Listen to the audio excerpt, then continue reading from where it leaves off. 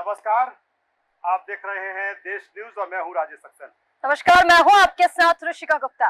हमारे खास कार्यक्रम बीच बहस में आपका स्वागत है और आज का मुद्दा इसका जिसकी चर्चा आज नहीं बल्कि पिछले 3-4 दिनों से लगातार चल रही है। संसद से जिसकी शुरुआत हुई और सड़क तक हर जगह उसकी चर्चा है। पहले राहुल गांधी ने क्या कुछ सदन में कहा, क्या कुछ संसद में कहा और जो वार उन्होंने किया उस पर पीएम नरेंद्र मोदी का पलटवार और यही कारण है कि आज हम चर्चा करेंगे हिंसक वार पर प्रचंड प्रहार की।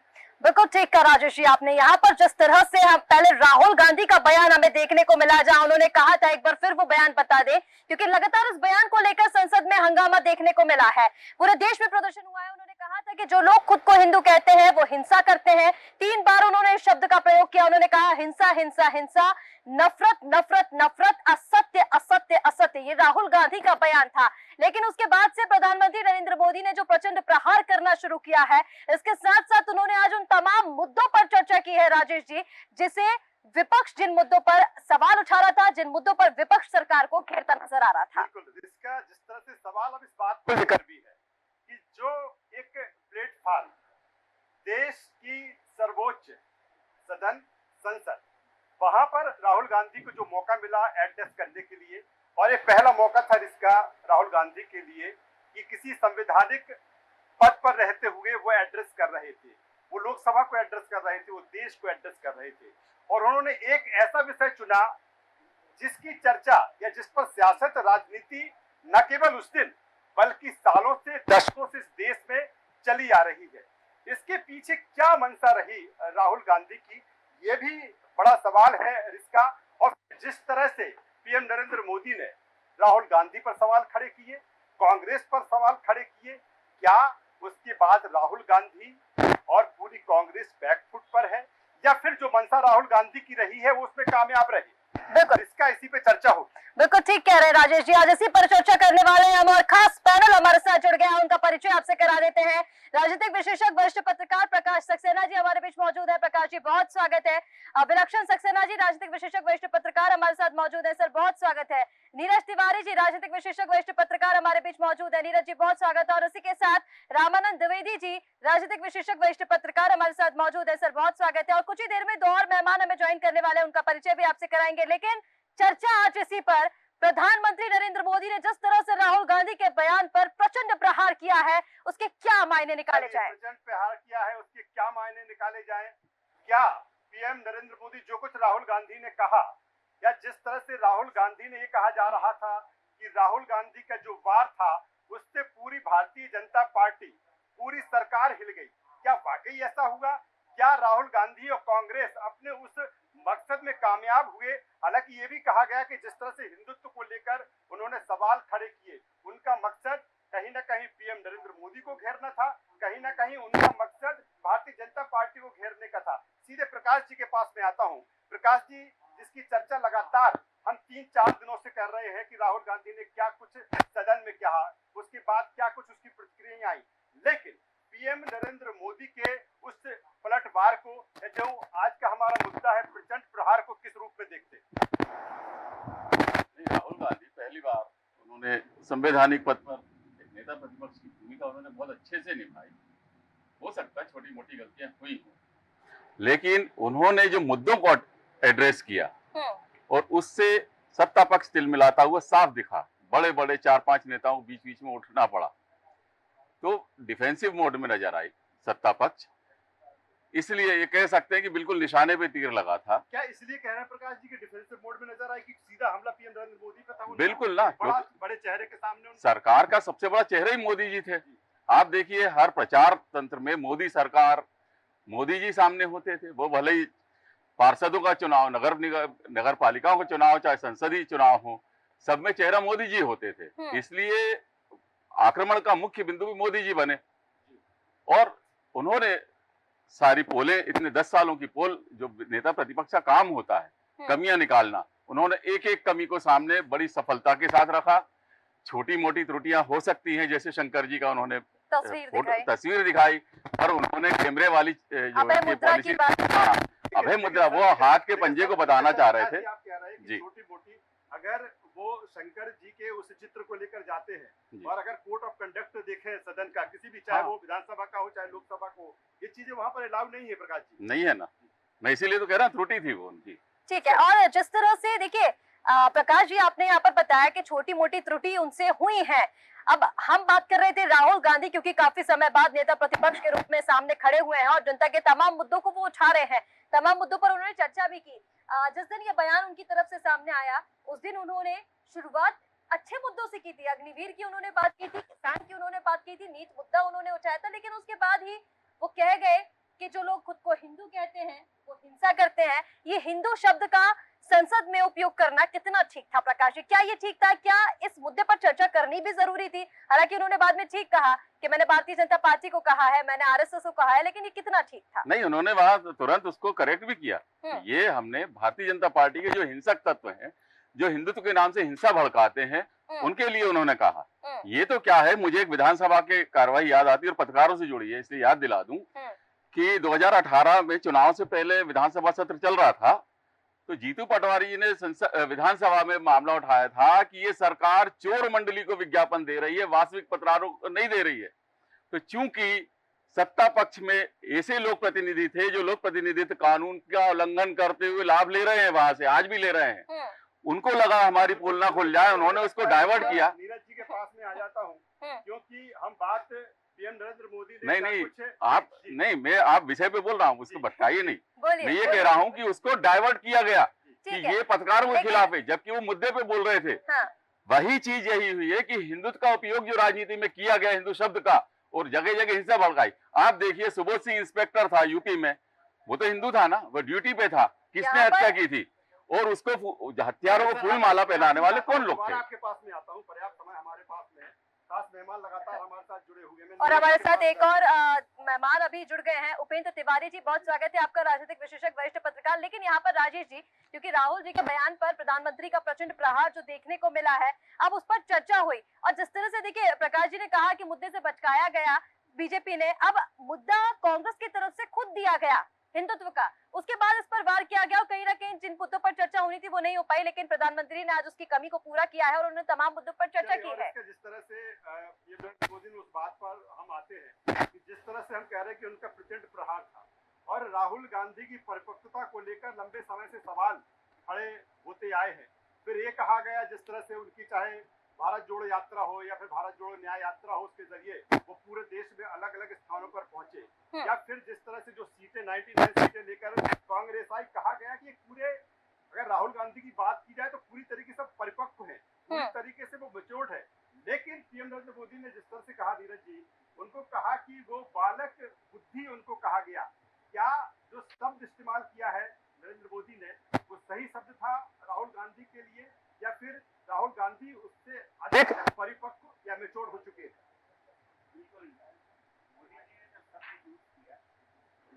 प्रतिशत सही। क्यों? क्योंकि जब भी आप सदन में बोलते हैं विपक्ष के नेता के तौर पर, तो सत्ता उसको गंभीरता से लेती है। जब वो बोल रहे थे तो मोदी जी खड़े होके बोले थे, विपक्ष के नेता जो अपनी बात रख रहे हैं, ये सत्ता पक्ष को गंभीरता से लेनी है, मजाक में नहीं लेना है। अब यदि कुछ लोग कहना शुरू कर दें कि गलतियां हो जाती, अरे सदन में कैसे गलतियां हो जाएंगे? आप पूरे देश को एड्रेस कर रहे हैं और वहां गलतियां करेंगे, मजाक बना के रख दिया है धर्म को। अब मैं तो ये कहता हूं, धर्म ही मुद्दा मिला था आपको चर्चा करने के लिए, आप कुछ और भी विषय उठा सकते हैं। जब हमारे देश में इतने सारी विपरीत परिस्थितियां हैं, उन विपरीत परिस्थितियों के बीच में भारत एकजुट रहता है, एक साथ रहता है, तब भी आप ऐसे संवेदनशील मुद्दे को उठा करके भारत में एक विपरीत स्थिति पैदा करते हैं, चाहे वो धर्म से लेकर के हो, चाहे वो जाति से लेकर के हो, या वोट बैंक यही रह गया है। अब राहुल गांधी कहते हैं कि हमने यात्रा कर लिया तो हम वीर बन गए। यात्रा कर लेने से वीर नहीं बन जाता कोई, आपको उसको समझना पड़ेगा, भारतीय संस्कृति को समझना पड़ेगा। आप हिंदू कहते हो अपने आप को, तो पहले ये सोचना पड़ेगा कि आओ पहले हिंदू धर्म को अच्छे से समझ लें। आपने बहुत अच्छी बात कही कि मैं तो उस पे ये कहता हूँ कि राहुल गांधी के डीएनए जब हिंदू होगा तब तो वो हिंदुत्व को समझेंगे। पहले उसको गहराई से तो समझ लो कि है क्या ओरिजिनलिटी, कि आप जिस मुद्दे को उठा करके पूरे देश में हंगामा फैला रहे हो, विपक्ष को उस पर जवाब देना पड़ रहा है, ऐसे मुद्दे उठाना ही नहीं चाहिए था। ठीक है नीरज जी, कहीं ना कहीं जिस तरह से बयान को लेकर घमासान मचा हुआ है, पर उस पर क्योंकि हम आज बात कर रहे हैं, प्रधानमंत्री नरेंद्र मोदी ने क्या कुछ प्रहार राहुल गांधी के उस बयान पर किए हैं। विलक्षण जी, आपके पास मैं आना चाहूंगी। यहाँ पर देखिए, अब राहुल गांधी के बयान पर जो भी हंगामा हुआ, जो भी घमासान हुआ, वो हम सबने देखा, लेकिन आज प्रधानमंत्री ने उन तमाम मुद्दों पर चर्चा की है जिन मुद्दों पर संसद में चर्चा होनी चाहिए, जो मुद्दे आम जनता के मुद्दे हैं। और आज उन्होंने सबसे बड़ा जवाब दिया है एजेंसियों को लेकर, जांच एजेंसियों को लेकर। उन्होंने एक बात भी याद दिलाई। उन्होंने कहा कि 2013 में मुलायम सिंह यादव ने यह कहा था कि कांग्रेस अगर आएगी तो आपके पीछे सीबीआई लगा देगी। यानी उन तमाम मुद्दों पर आज प्रधानमंत्री का जवाब सामने आया है। कैसे देख रहे हैं? और जांच एजेंसियां जिस पर विपक्ष हमेशा से हमलावर थी राजेश जी, हमेशा से ये कहा जाता था कि वो जांच एजेंसियां मोदी सरकार की है, उनके इशारे पर काम करती हैं, और आज उस पर पीएम मोदी का जवाब। विलक्षण जी, देखिए क्या है कि मोदी जी एक विरले ही वो एक ऐसे ही आपको संसद में कभी वक्ता मिलेंगे जो तंज लेने में और चुटकी लेने में सबसे कारगर और सटीक माने जाए। नरेंद्र मोदी जी के साथ एक अच्छी बात यह है कि वो जब बोलते हैं, और खास तौर से अब जब एक समय आ गया है जिस सामने लीडर ऑफ ऑपोजिशन की पोस्ट है, प्रॉपर रिप्रेजेंटेशन ऑपोजिशन की तरफ बराबर है, तो ये जो डायलॉग्स अब संसद में देखे जाएंगे, इस सत्र में नहीं, आगे आने वाले सत्रों में भी, ये बड़े इंटरेस्टिंग बनते हैं। और नरेंद्र मोदी जी की जो तैयारियां एक हमेशा हम लंबे समय से देखते आए हैं, जो विपक्ष को वो एकदम गले से पकड़ने की कोशिश करते हैं, वो उनका हमेशा एक अंदाज निराला रहता है। लेकिन इस चीज में एक हमें यहाँ पे देखना पड़ेगा, नरेंद्र मोदी जी जब डिस्कशन करते हैं, और खासतौर से जब उन्होंने जांच एजेंसियों की बात करी है, विपक्ष पर उनके हमले का आधार हमेशा हिपोक्रेसी को पॉइंट आउट करने के ऊपर आधारित रहता है कि पास्ट में दूसरी सरकारों का किस तरह का आचरण रहा है उन मुद्दों के संबंध में जिनका एक्विजिशन आज मोदी जी स्वयं झेल रहे हैं।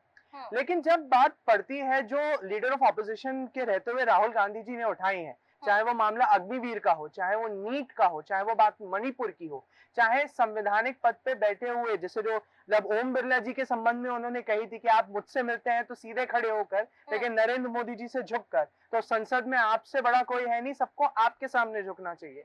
ये मुद्दे ओवरशैडो हो जाते हैं राहुल गांधी जी की स्पीच की थोड़ी सी कह सकता हूं कि कमी के द्वारा।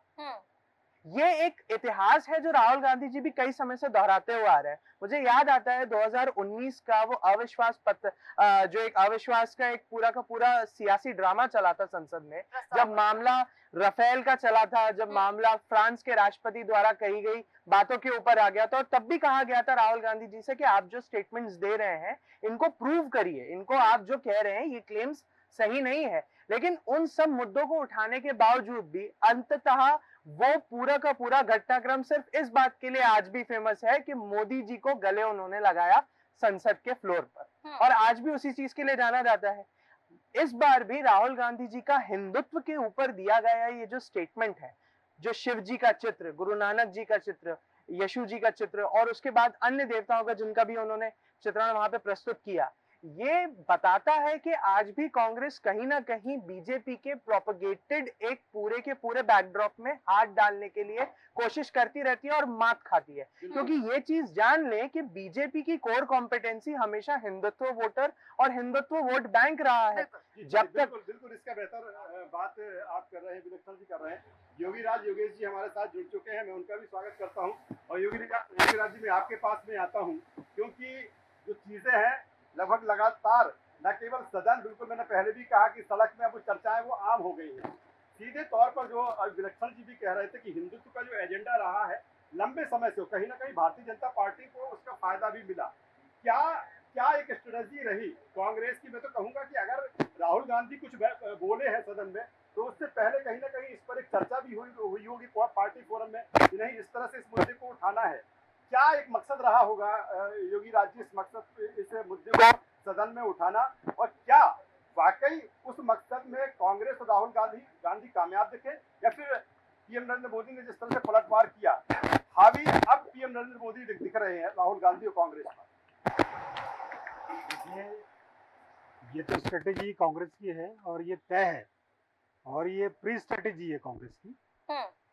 लेकिन जब आप संसद में बोलते हैं या जब आप अपने पार्टी फोरम पे बात करते हैं तो पार्टी के डिसीजन के मुताबिक संसद नहीं चलती। ये राहुल गांधी को समझना चाहिए। दूसरा, ये सब ऐसा लग रहा है कि राहुल गांधी का रिमायत कहीं और से संचालित हो रहा है, क्योंकि केवल यही बात नहीं है कि आप सरकार पर अटैक कैसे कर रहे हैं। उनका जो सदन में एटीट्यूड जो देखने को मिला वो बहुत आपत्तिजनक है। कल जब वो संसद चल रही थी तो वो अपने पार्टी के सांसदों को उकसा रहे थे। वो कोई बैठ भी रहा था तो उसको बोल रहे थे नहीं आप चिल्ला चोट करिए। ये देश के इतिहास में पहली बार हुआ होगा संसद में जब प्रधानमंत्री 2-2.25 घंटे बोले और 1 सेकंड के लिए भी पूरा विपक्ष चुप ना हो। तो ये प्री स्ट्रेटेजी नहीं तो और क्या है। और एक बात और है कि यदि आप इस तरह से बात करेंगे, मैं किसी की बात, कांग्रेस की या किसी की भी बात नहीं है यहाँ, यदि आप प्रधानमंत्री को ऐसे कंटिन्यू इंटरप्ट करेंगे तो ये अधिकार तो सत्ता पक्ष के पास भी है। सत्ता पक्ष के सांसद भी चाहते तो राहुल गांधी को नहीं बोलने देते। और शुरुआत तो विपक्ष ने ही इसकी की थी। विपक्ष ने शुरुआत में ही जब सांसदों को शपथ दिलाई जानी थी योगीराज जी, तब वो संविधान की कॉपी लेकर पहुंचे। शपथ के दौरान भी जब धर्मेंद्र प्रधान शपथ लेने के लिए गए तो उन्होंने नीट के घोटाले के जो नारे लगाए, तो शुरुआत तो विपक्ष की तरफ से ही की गई थी। ये मैं बिल्कुल सही कह रही हैं आप। मैं कह रहा हूँ ये पूरा स्ट्रेटेजिकली प्री स्ट्रेटेजी है और उनकी पूरी कोशिश ये है कि एक साइकोलॉजिकली गेम खेला जाए संसद में। लेकिन संसद साइकोलॉजिकली गेम खेलने की जगह नहीं है। संसद के लिए आपको बहुत सिंसियर पार्लियामेंट्री बनने की जरूरत है और इस तरह की चिल्ला चोट से आप हो सकता है कि पार्टी में अपने नंबर बढ़ा लें, लेकिन अभी भी आप जनता की नजर में अभी भी आप अपने नंबर नहीं बढ़ा पाएंगे। यदि आप 99 नंबर लाके आप ये बताने की कोशिश कर रहे हैं कि हम जीत गए, जिसका ये जवाब प्रधानमंत्री जी ने खुद दे दिया कि कोई बच्चा 99 नंबर ले आया, लेकिन इसका अर्थ ये थोड़ी कि वो 543 नंबर लाए। तो आपको अभी भी जनता की अदालत में अपने आप को साबित करना पड़ेगा। बिल्कुल ठीक कह रहे हैं, लेकिन कहीं ना कहीं अगर देखा जाए राहुल गांधी ठीक है, कांग्रेस को तो रिप्रेजेंट कर ही रहे हैं। वो कहीं ना कहीं इंडिया जो उनका अलायंस है, जो उनका गठबंधन है इंडी, उसको भी कहीं ना कहीं रिप्रेजेंट कर रहा है। मेरा सीधा सा सवाल अब रामन जी आपसे है कि क्या कहीं ना कहीं इंडी गठबंधन से भी इसको लेकर चर्चा हुई होगी पहले कि नहीं राहुल गांधी अब इस तरह से नेता प्रतिपक्ष के तौर पर अब सदन को इस तरह से एडजस्ट करेंगे और ये इस इशू को उठाएंगे? क्या लगता है आपको कि कहीं ना कहीं इस पर पूरा जो इंडिया है वो भी सहमत रहा होगा इस तरह की जो चीजें उन्होंने कही है सदन में? ये राहुल गांधी जो भी बयान दिए तो ये बड़े आत्मविश्वास के साथ ये बयान दिए और इंडिया गठबंधन जो है हम नहीं मानते कि उनसे ये राय किए होंगे, क्योंकि राहुल गांधी जिस तरीके से आज देश के नेता प्रतिपक्ष हैं और उनको गंभीर बातें करना चाहिए। इनकी हमेशा आखिर हिंदुओं की बात आप कर रहे हो सदन में, दूसरे समुदाय की आप अल्पसंख्यकों की बात क्यों नहीं करते, दूसरे धर्मों की बात क्यों नहीं करते हो, और आप बीजेपी को बोल रहे हो कि ये हिंदुओं में ये हिंसा फैलाने वाले लोग हैं। तो इसका आप प्रमाण दो। बिना प्रमाण की बातें आप कर रहे हो। ऐसे पूरा देश जो है आपके बयान से नाखुश है। तो ये कांग्रेस की हमेशा परंपरा रही है कि किसी धर्म को आगे करके उस पर अटैक करना। इनके जो सीनियर लीडर थे, जैसे यहाँ मध्य प्रदेश में दिग्विजय सिंह जी थे, तो कोई भी आतंकवादी जो जेल से रिहा होता था तो उनको श्री मान करके बुलाते थे, श्री अफजल जी, श्री फलाने जी। तो इस तरीके से कांग्रेस की ये परिपाटी है कि हिंदुओं का हमेशा ये विरोध करते हैं और भाजपा को टारगेट जो बना रहे हैं। भाजपा तो शुरू से ही अपना हिंदूवादी वो लेके चल रही है, तो इनको इस तरीके से बचकाने हरकतें नहीं करना चाहिए। इससे पूरा देश, पूरा विश्व की नजरें हमारे पूरे इस लोकतंत्र में है और हमारा भारत का लोकतंत्र सबसे बड़ा लोकतंत्र है विश्व में, विश्व की निगाहें हैं। लेकिन जिस तरीके से राहुल गांधी का जवाब आता है तो कहीं भी उनके बयानों में गंभीरता नहीं दिखाई देती, वही बचकानी हरकतें बार बार कर रहे हैं।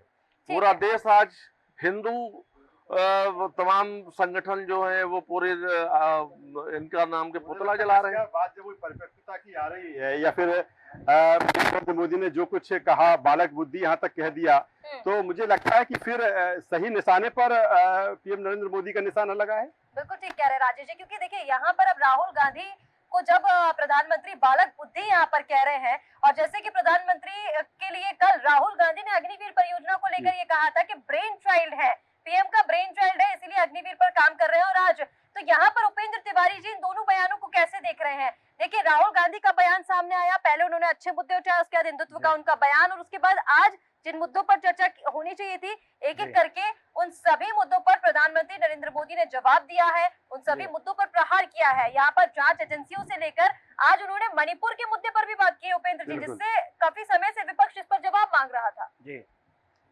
देखिए, जो हमको देखने को मिल रहा है उसमें जो मेरा विश्लेषण है वो ये कहता है कि राहुल गांधी वास्तव में जो भय का वातावरण अल्पसंख्यक वर्ग से हिंदुओं को बताया जाता है, हिंदुओं के लिए कि अल्पसंख्यक वर्ग से आने वाले समय में हिंदुओं के बीच में एक भय का वातावरण बनाता हुआ दिखता है हमें, जो बीजेपी बनाती आई है। और बीजेपी भय के वातावरण को बना के हिंदुत्व वोट को अपनी तरफ करना चाहती है। इस बात को राहुल गांधी कहना चाहते थे, लेकिन उनका कहने का जो अंदाज था वो उतनी सरलता में ना होके वो लंबा हुआ, और वो अपनी बात को जिस ढंग से नरेंद्र मोदी जी अपनी बात को बड़े सलीके से रखते हैं, वो अपनी बात को उस सलीके से नहीं रख पाए। इसलिए उस बात को एक अलग नजरिए का रूप दे दिया जा रहा है कि वो हिंदुओं के विरोधी हैं। हिंदुओं का विरोध करके कांग्रेस पार्टी ये जानती है कि हम देश के अंदर राज नहीं कर सकते, क्योंकि हिंदुत्व एक बहुत बड़ा वोटर है, उसको इग्नोर नहीं किया जा सकता। राहुल गांधी जो कहना चाहते हैं वो ये कहना चाहते हैं कि जो भारतीय जनता पार्टी है वो भय का वातावरण पैदा करके राजनीतिक लाभ लेती है और लेती आई है और लेना चाहती है और आगे लेती रहेगी। यानी बीजेपी और आरएसएस शब्द का उपयोग करना चाहिए था, यहाँ उनसे गलती हुई है। यहाँ गलती हुई है। उनने अपनी बात का जो स्पष्टीकरण है, जो भी संदेश वो देना चाहते थे, उसकी जो भाषा शैली है वो सरलता में नहीं होके थोड़ी सी ये कहना चाहिए कठिन है। जो समझने वाले समझ गए, लेकिन जो उसका रूप बदलना चाहते हैं वो तो बदलेंगे, क्योंकि ये राजनीति लग रहा है क्या उपेंद्र जी के संसद में इसको बात करने की भी इस पर जरूरत थी? नहीं, ये मुद्दा उठाना ठीक है, क्योंकि जिस तरीके का भय का वातावरण आप एक कौम से दूसरे कौम के बीच में पैदा करते हो, इस पे तो लगाम लगनी चाहिए, इस पे अंकुश लगना चाहिए। मुझे लगता है इसका मैं प्रकाश जी के पास में आता हूँ। दो चीजें एक अहम है इस चर्चा में कि राहुल गांधी को अपनी बात को जिस परिपक्वता के साथ कहना चाहिए था वो शायद नहीं हुई। उनका जो टारगेट, मैंने पहले भी कहा कि उनका टारगेट पीएम नरेंद्र मोदी थे, उनका टारगेट भारतीय जनता पार्टी थी, लेकिन आरएसएस थी, लेकिन शब्दों का जिस तरह से इस्तेमाल उन्हें सदन में करना चाहिए था, उनकी बातों में कहीं ना कहीं ये लगा कि पूरा जो सवाल उनका है पूरे देश के सारे हिंदुओं पर है। और यही कारण है कि जो सियासत है और जो राजनीति है वो एकदम चरम पर पहुंची और भारतीय जनता पार्टी ने इसको लपक लिया। मैं सीधे प्रकाश जी के पास में आता हूँ। क्या प्रकाश जी कहीं ना कहीं, ठीक है, समय के साथ राहुल गांधी धीरे धीरे परिपक्व हो रहे हैं, अपनी बातों को और बेहतर तरीके से सामने रख रहे हैं, कहीं ना कहीं क्या मानते हैं आपकी होमवर्क में कमी रह गई राहुल गांधी की, और बेहतर तरीके से सदन में इसी चीजों को, जिस मंशा को लेकर वो आए थे, एड्रेस कर सकते थे? नहीं कर सकते थे, ये उनकी पुरानी कमजोरी रही, भाषाई पकड़ का। हिंदी पे उनकी पकड़ कमजोर रही। पहले भी उन्होंने वो शक्ति को लेके जो आसुरिक शक्ति शब्द जोड़ना था वो नहीं जोड़ पाए, तो वो उसका खामियाजा उनको भुगतना पड़ा। और इस बार भी मुझे लगता है कि हिंदी पे उनकी कमजोर पकड़ रही, जिसके कारण वो बोल तो सही चीज रहे थे, लेकिन वो गलत रूप से हुई है। आप देखिए, हाँ, अब आप देखिए, जैसे शंकर जी के कैलेंडर की बात हुई, मैं पहले राउंड में इसीलिए नहीं बोला, क्या उसको कार्रवाई से निकाल दिया क्या वो तस्वीर वाले प्रकरण को? आपको नहीं निकाला ना? शब्द थे। नहीं, सुनिए, मैं इसलिए बोल रहा हूँ कि पिछली बार थोड़ा सा रोक दिया गया मुझे। यदि स्पीकर समझते कि असंसदीय है, उसको निकाल देते तस्वीर को, भगवान की तस्वीर को, जबकि वो गलत है। मैं व्यक्तिगत तौर पे मानता हूँ कि वो गलत है, भगवान की तस्वीरों का प्रदर्शन नहीं करना था। क्या रमेश विधूड़ी ने जो असंसदीय शब्दों का प्रयोग किया था, कोई कार्रवाई हुई? तो इस बार स्पीकर डिफेंसिव मोड में थे, उनकी भाव मुद्रा दिख रही थी कि वो इस आक्रमण को वो भी नहीं झेल पा रहे थे, क्योंकि उन्होंने जो बयान कहा था वो रिकॉर्ड से हटा दिया गया है। वो हटाए हिंदुत्व वाले, लेकिन जो उनपे अटैक हुआ, उनकी कार्रवाइयों पिछली तो वो स्पीकर भी इस बार थोड़ी बचाव की मुद्रा में थे। उन्होंने जो पुराने वरिष्ठतम सांसदों को जिस तरह से दुत्कारा, वो संसदीय परंपरा का क्या वहां अपमान नहीं था? तो ये हम देखें कि हिंदुत्व को उन्होंने यूज किया एक्सपोज करने के लिए। ये भी तो कह सकते हैं राहुल गांधी ने कि आप कार्रवाई से हटाओ ना, क्योंकि आप कोई घोटाले की बात होती है आप हिंदुत्व को सामने रख देते। इसलिए इस बार चैलेंज किया आप इसको हटा दो, तस्वीर यदि असंसदीय हटा दो, पर स्पीकर ने नहीं हटाया। मतलब हिंदुत्व का एजेंडा जो पहले ये यूज कर रहे थे वो राहुल गांधी ने चतुराई से यूज किया। मैं इसको ये भी देख सकता हूँ। क्या प्रकाश जी ये कांग्रेस को, राहुल गांधी को लगता है कि बिना इसी एजेंडे पर आए हमारा बेड़ा पार होने वाला नहीं है? कि हमें अब समय से आगे लाना पड़ेगा, अन्य राज्यों में जो लाना पड़ेगा। कांग्रेस की कमजोरी बन गया था धर्म, हिंदुत्व, जिसपे वो पीछे उसको हटना पड़ रहा था। इस बार चूंकि उसको मालूम है अब लंबा समय है, तो फ्रंट फुट पे आकर एक्सपोज करने की नियत से मुझे दिखाई देती है व्यक्तिगत तौर पे। दूसरी चीज जो भाई ने कहा था, नीरज जी ने, डीएनए पे आ गए थे। विलक्षण सक्सेना जी हैं, कानून के ज्ञाता है ये भी। क्या आर्टिकल 5 से 11 के बीच में कहीं नागरिकता में जरूरी है डीएनए की टेस्ट करवाना या उसको लांछित करना? क्या ये उनकी गरिमा पे चोट नहीं है? क्या हम जैसे लोगों को उनकी गरिमा पे व्यक्तिगत आक्षेप करना चाहिए? क्या आप पे कोई साक्ष्य है उनके डीएनए में खामी के?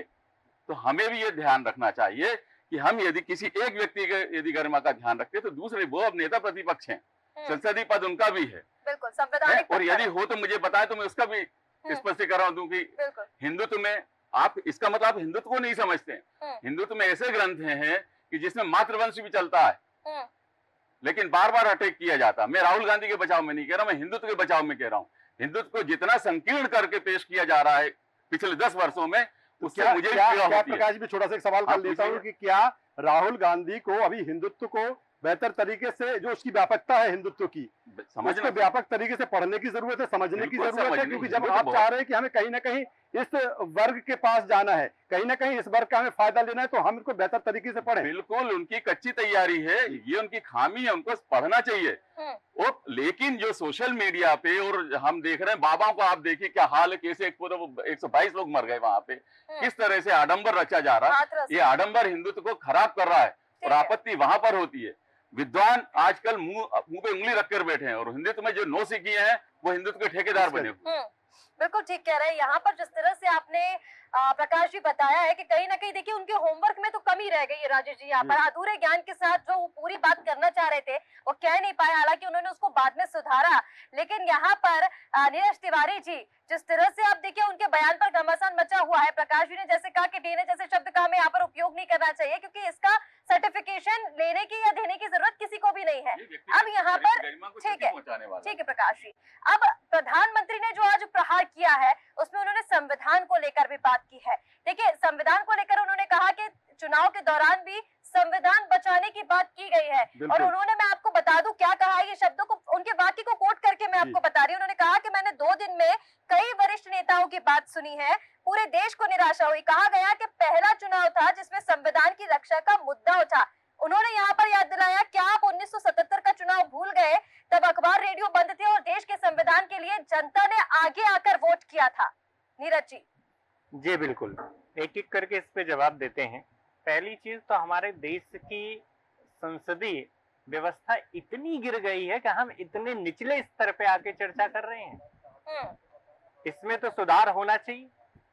हम लोग आवाज नहीं उठाएंगे तो कौन बात कहेगा? यदि आप विपक्ष के नेता हो तो आपका वो स्तर होना चाहिए ना। हम कौन होते हैं आपको पुश करने वाले? आप जीवन के अंतिम पड़ाव की दिशा में आगे बढ़ गए हैं, अभी भी आपको सीखने की जरूरत है। अभी भी आप डिफेंस नहीं कर पा रहे हैं। इतनी छोटी छोटी चीजों को आप बड़े प्लेटफॉर्म पे जाकर के कहेंगे तो जाहिर सी बात है ना, प्रश्न उठेगा। आपके उनके भाषण में, राहुल गांधी जी के भाषण के बीच में ही प्रधानमंत्री जी बीच में खड़े होके बोले, इस बात को गंभीरता से लेना चाहिए। विपक्ष के नेता बोल रहे हैं, यदि हम मजाक में लेंगे तो ठीक नहीं होगा। आज एक एक मुद्दे पर उन्होंने अपना जवाब दिया है। और रही बात उनके सिस्टम की, उनके जीवन शैली की, तो उन्होंने हिंदू को अच्छे से जाना नहीं है, हिंदुत्व को अच्छे से जाना नहीं है। बचपन से ही सीखा है कि आरएसएस बेकार है, भारतीय जनता पार्टी बेकार है। पहले आप समझ तो लो देश के बारे में।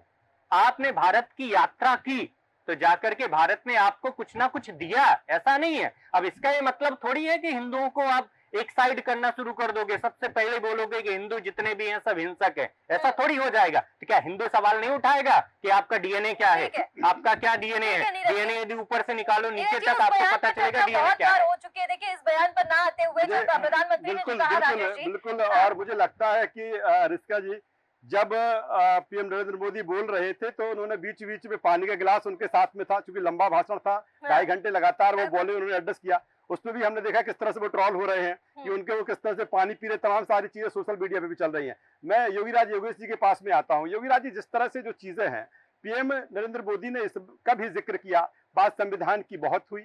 राहुल गांधी लगातार एक किताब लेके पूरी तरीके से चुनाव कैंपेनिंग में रहे कि संविधान को खतरा है, संवैधानिक संस्थाओं पे खतरा है। फिर जब पीएम मोदी ने एड्रेस किया सदन को, तो उन्होंने कहा कि कांग्रेस जिस तरह से जातियों को लड़ाने का काम कर रही है, जिस तरह से जातियों को बांटने का जो नैरेटिव सेट कर रही है, हालांकि पहले भी लगातार राहुल गांधी जातिगत जनगणना की बात करते रहे, उन्होंने कहा कि ये देश के लिए बहुत घातक है। किस रूप में देखते हैं योगेश जी इसको? देखिए, राहुल गांधी इस तरीके के स्टेटमेंट देते हैं, कांग्रेस जिस स्ट्रेटेजी पे काम कर रही है वो देश तोड़ने की स्ट्रेटेजी है। अब आप बताइए, चुनाव के समय इनको जातिवाद याद आ गया, 5 साल तक तो ये शब्द ही नहीं था। उनको पता है कि हिंदुओं को बांटकर, जातियों को बांटकर अब अपना बेड़ा पार किया जा सकता है। विपक्ष की स्ट्रेटेजी ये है कि 100-100, 50-50, 40-40 के पॉकेट में सीट ले आए और सत्ता पक्ष पर हावी हो जाए।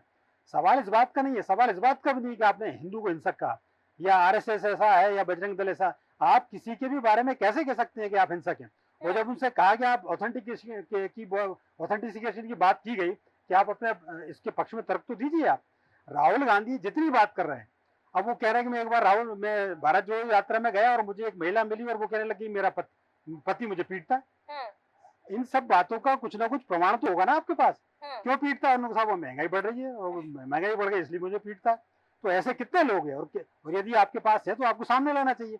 जब यही बात संसद सदस्यों ने उठाई कि आप कुछ प्रमाण दीजिए इसके बारे में, अग्निवीर के बारे में आप प्रमाण दीजिए, तो बोलने से कतरा जाते। तो लेकिन योगीराज जी, उनको तो ये लगता है कि हमारा जो एक मकसद था वो हम कहीं ना कहीं उसमें कामयाब हो गए, कि जिस तरह से उनको कामयाबी हासिल हुई, 99 वो आए, उनका गठबंधन आ गया। उनको लगता था जिस तरह से नैरेटिव हमने सेट किया वो बेहतर नैरेटिव था, अब इसी को और आगे बढ़ा लिया जाए तो अन्य राज्यों में भी इसी जरिए जाया जाए। नैरेटिव यदि ये मानते हैं कि वो सफल हो गए, तो सफल भी आप जिस बीजेपी से आप लड़ रहे हैं वो तो इन सारे गठबंधन से ज्यादा सीट लेके आई वो, तो सफल तो वही हुए ना। ये तो ये बताने की कोशिश कर रहे हैं कि हम सफल हो गए, हम जीत गए, हम कभी भी सरकार गिरा सकते हैं।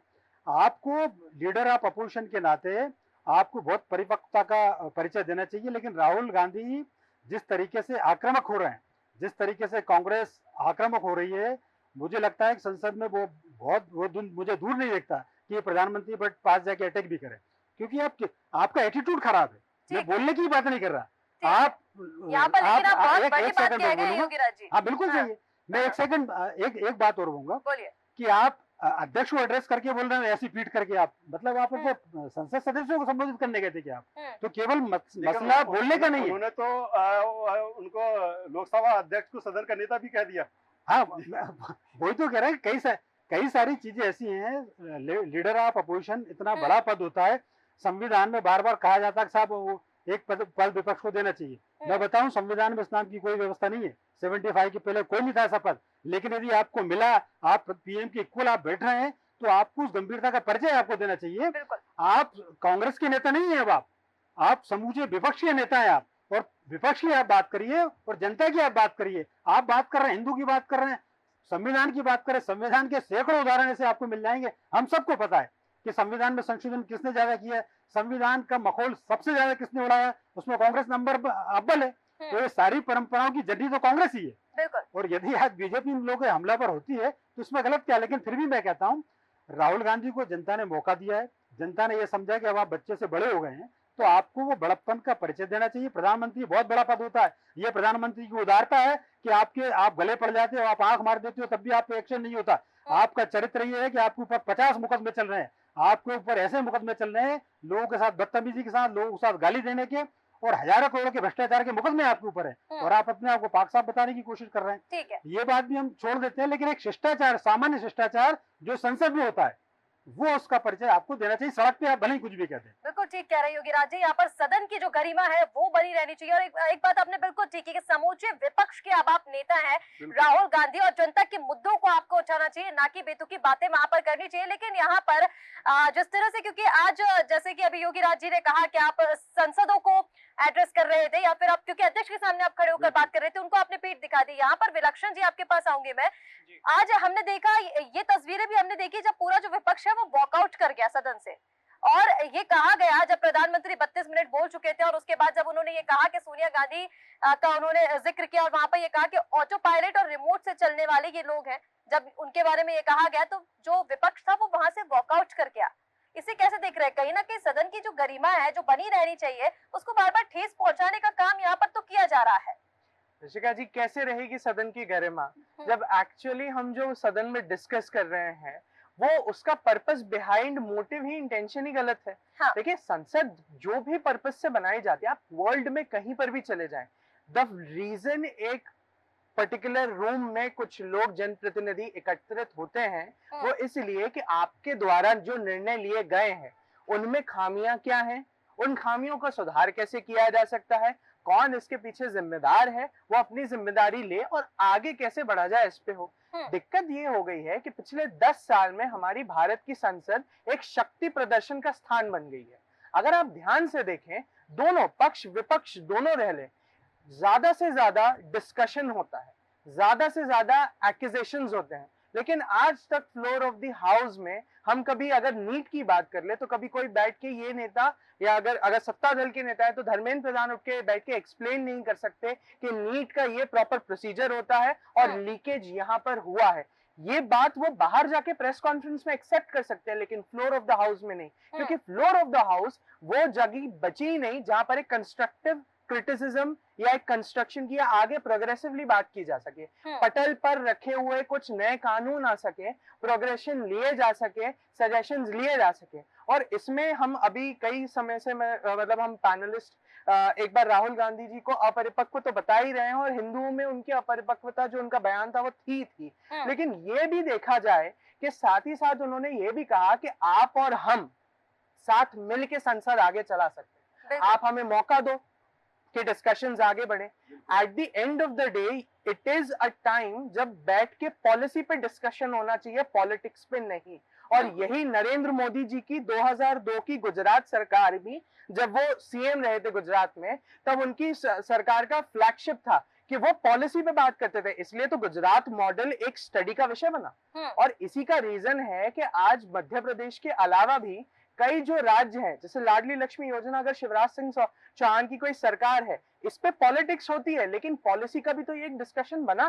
जब हम तमिलनाडु में आता हूँ, रामानंद द्विवेदी जी के पास में आ जाता हूँ, क्योंकि जिसकी सबसे ज्यादा चर्चा है, हालांकि राहुल गांधी ने क्या कुछ कहा, लगातार 3 से 4 दिन से उस पर चर्चा चल रही है, लेकिन पीएम नरेंद्र मोदी ने जिस तरह से कहा, और फिर मैं उसी पर आऊंगा, बालक बुद्धि पर आऊंगा। मुझे नहीं लगता रामानंद जी कि भले पीएम नरेंद्र मोदी ने बालक बुद्धि का इस्तेमाल राहुल गांधी को लेकर कर दिया है, लेकिन मुझे नहीं लगता कि उनकी बालक बुद्धि है वो एक अलग सोच से। अब वो सोच कैसे डेवलप हो रही है, किस तरह से हो रही है, किस तरह की उनकी मंशा, वो अलग, लेकिन मुझे लगता है कि राहुल गांधी बालक बुद्धि तो नहीं है। जी बात सही है, वो कुछ ज्यादा एडवांस बात करते हैं, क्योंकि भारत में अभी उनको घूमने की आवश्यकता है, भारत में ग्रामीण स्तरों में जाने की आवश्यकता है, यहाँ के कल्चर को समझने की आवश्यकता है। राहुल गांधी हमेशा विदेश में पढ़े, विदेशी कल्चर उनके पास ज्यादा है, और इस समय वो जो सबसे ज्यादा घेरने की कोशिश कर रहे हैं उनका टारगेट है प्रधानमंत्री मोदी जी।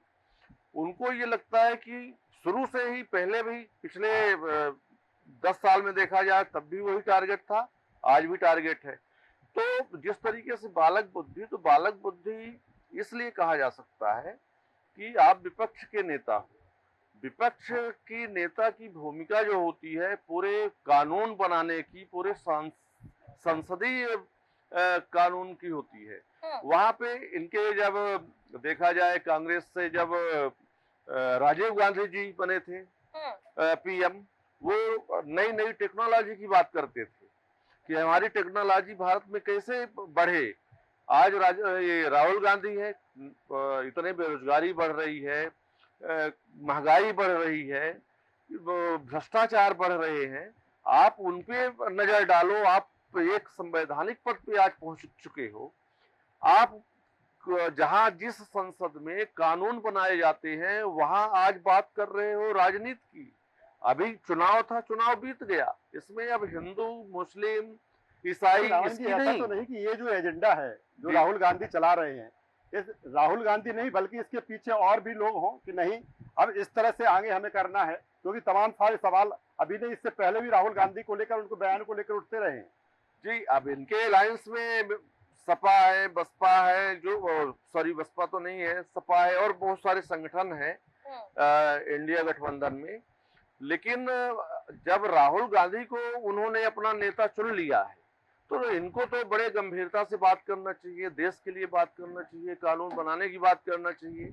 किसी एक मुद्दे को लेकर के अब उनका इशारा भले रहा हो बीजेपी की तरफ, लेकिन चूंकि ये इंग्लिश इनकी अच्छी है, हिंदी कमजोर है, ठीक है, उसके नाते वो इशारा तो कर दिए कि ये हिंसावादी हैं, जितने हिंदू हैं।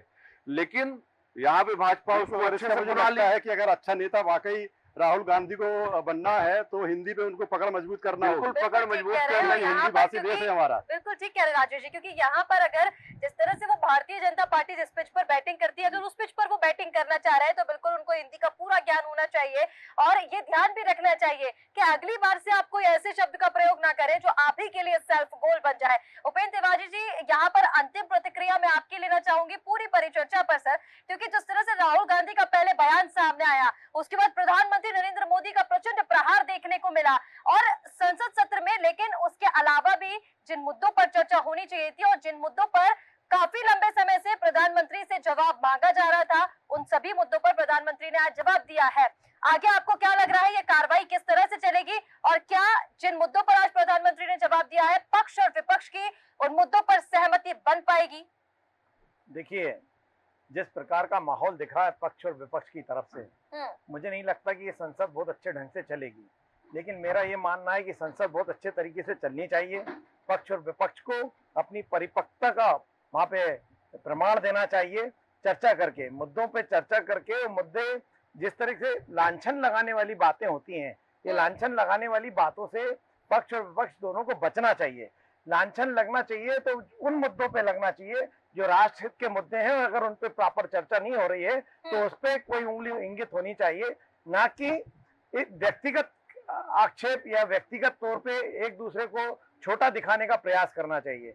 जैसे नरेंद्र मोदी जी ने उनको बालक बुद्धि कहा, मैं इसको भी उचित नहीं मानता, क्योंकि वो आज हमारे देश के विपक्ष के नेता है, वो देश के विपक्ष के नेता है, वो किसी कांग्रेस पार्टी के। बता दिया था सर जी, कल राहुल गांधी ने भी पीएम को ब्रेन चाइल्ड बता दिया था।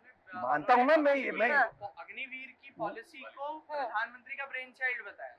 मेरा यही कहना है कि जिस तरह की भाषा का वहाँ प्रयोग हो रहा है, पक्ष और विपक्ष दोनों को अपनी अपनी मर्यादाओं का पालन करते हुए और ये सोचते हुए कि हम इस देश का नेतृत्व कर रहे हैं, वो सब 140 करोड़ लोगों का नेतृत्व संसद में हो रहा है और 140 करोड़ लोग उन सब की कार्यप्रणाली देख रहे हैं और उनकी जो व्यक्तित्व आगे के लिए बन रहा है वो उनके वर्तमान संसद में जो वो भाषा शैली का प्रयोग कर रहे हैं उसको देखते हुए कर रहा है, वो जो मुद्दे उठा रहे हैं उसको देखते हुए बन रहा है।